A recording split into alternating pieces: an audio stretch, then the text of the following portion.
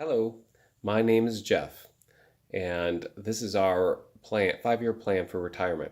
We're actually the Joneses next door. Let me introduce you to them. Here we are. On the left is my son Harrison, then Nathan, then my beautiful wife Christy, myself, and Grace. We are the Joneses next door. And we're planning for retirement. Because we've spent a lot of money over the years, we have to get a plan going. Let me tell you first about my experience with money.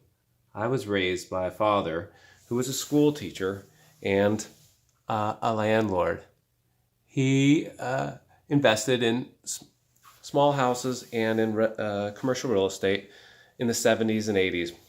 And even though he was a school teacher and had all sorts of time off to raise us, he was able to pay for my medical school because he didn't spend anything. He was really the millionaire next door, and he was my dad. But the other influence I had was my wife. She's beautiful, but she likes the good life. We send our kids to private school. We have a big house. We have a fancy car, and we enjoy finer things. I'm a little bit conflicted because of my upbringing, but when it comes to my wife or my dad having the most influence on my life regarding money, I must admit I've sided with my wife.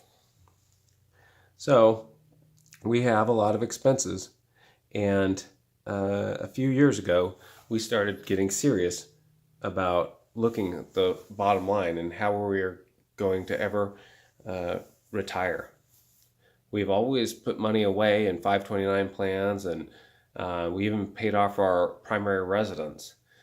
Additionally, we've had money go into 401ks. We've maxed out our 401ks, and we've invested in our post-tax account. And even after 15 years of working as doctors, we aren't even close to meeting our goal retirement number. In fact, if we were to retire right now and just went through our post-tax account, we would only have 15% of that number. Actually, that was in 2014. Now it's up slightly. But we needed another plan to get to retirement early instead of just keep working another 15 years. Hence, we had a plan to buy rental homes just like my dad did, and to use the cash flow to help fund retirement.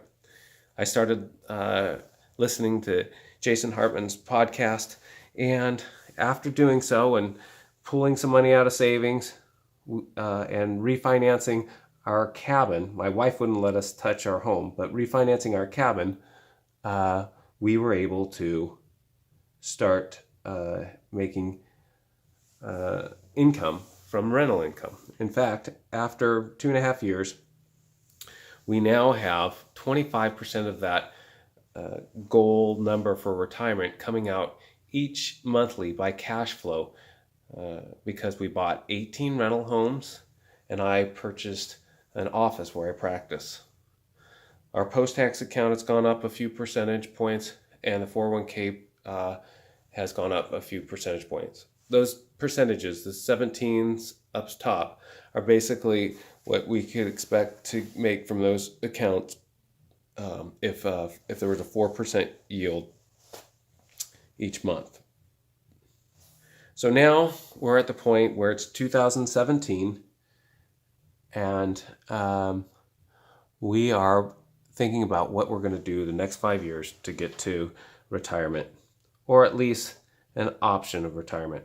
Right now, we have 42% of that money available. 25% is coming from rental homes, and the post-tax account is yielding 17%. So that produces money that's available of 42%. So that's up from 15%, which isn't bad, but we're not yet close.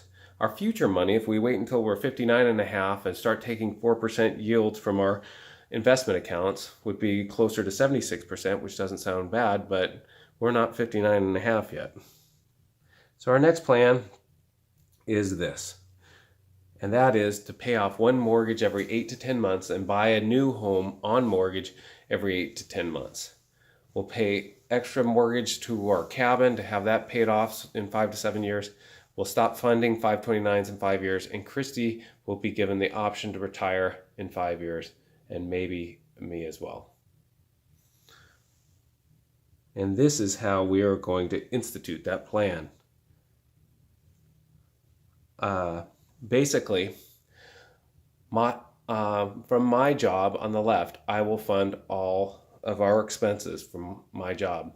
I've actually made a profit account in my business, and from that we're going to pay extra towards the cabin, our second home, so that in 5 to 7 years the cabin will be paid off.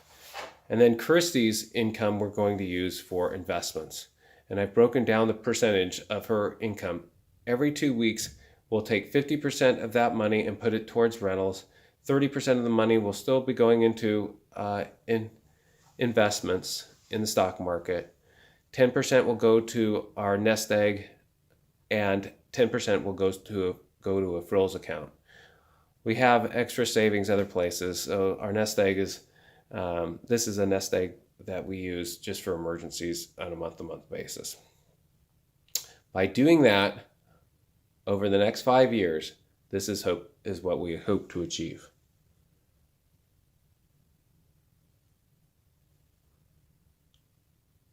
And that is the following.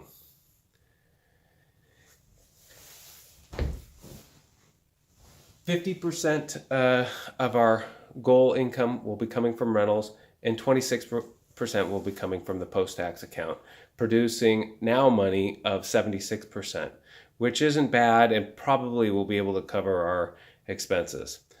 I may still need to work part-time, but I won't have to work full-time at that point.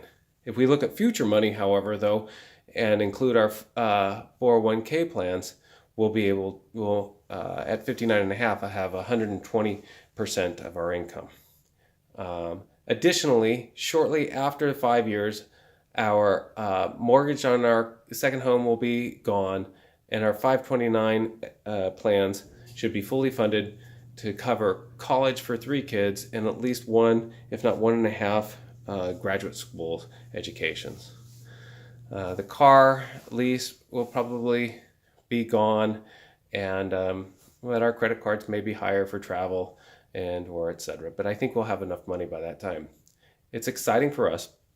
And if we go back and think about 5 years on where we were in 2014 with only 15% of our money coming from our post-tax account, it's hard to imagine after 15 years of working that we'd only have that amount needed for our goal retirement. But I think this shows that rental investing has been so far good to us, and it is a good option for us to supplement our retirement money, and it gets us to our goal much faster than if we were to continue investing in the stock market alone. I want to thank Jason Hartman for all his insights and helping us. Even though we've had some bumps in the road in Chicago, we're going to weather the storm and come out ahead. And I also want to thank everybody else who's helped us get to this point. Hopefully in 5 years we'll be at our goal. We'll see. Thanks a lot for watching. Bye-bye.